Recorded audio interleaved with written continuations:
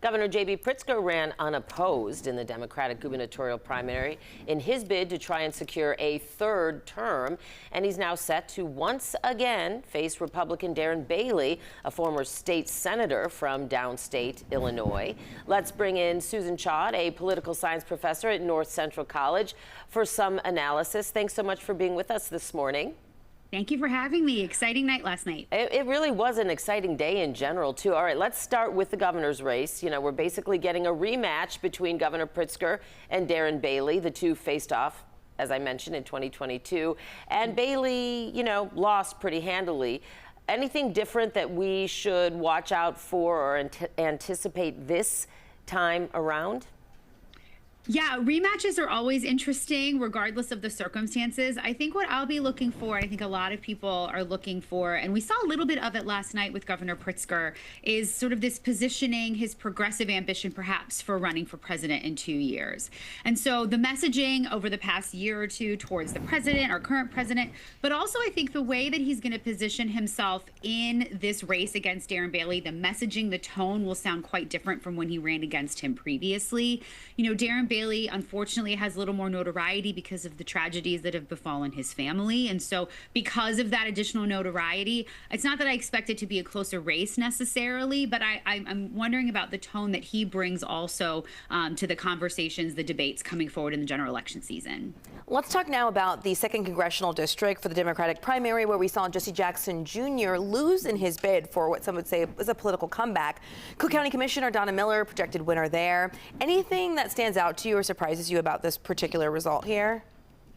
Yeah, I mean, Jesse Jackson Jr., of course, has a long history in the city and had lost a race previously because of some legal issues. And so the comeback, you know, political comebacks are not always easy, although we did see another candidate come back and win her race where she had lost previously. But again, those comebacks can be really challenging, even in a city where you're well known and have a steeped history.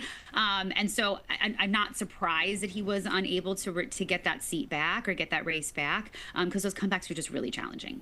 Because of retirements and progressive ambition, if you will, the Democratic Party might be getting a bit of a refresh. How do you see this shaping up for the midterms? And is there a strategy as Democrats look to take the House or Senate, not just, of course, in Illinois, but maybe across the nation?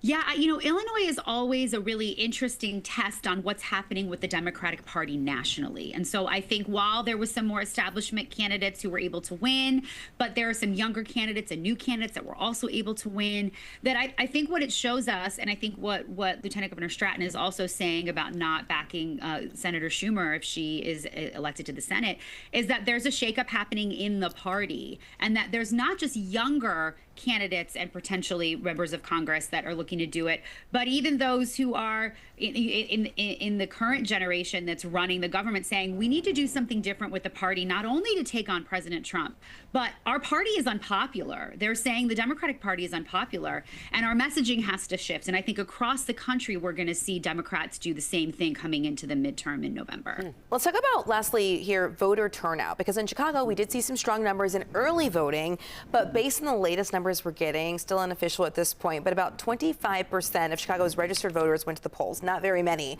What could that mean for turnout when we talk about the general election now? Yeah, this is a great question. While there was really good turnout in Chicago, across the state, we're down from our high in 2018. I think there's a couple of things to note about primary elections. Turnout's always low compared to the general election in November. The people who vote in primaries is different than general elections. And the people that vote in midterm elections are different than the people that vote in the general election.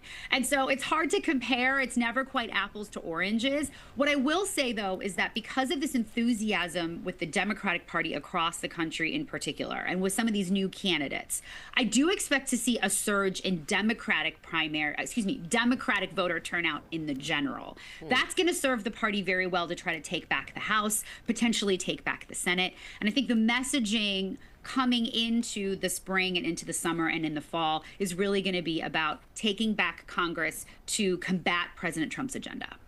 All right, Suzanne, Chod, really interesting. Thank you so much for being with us this morning. Thank you.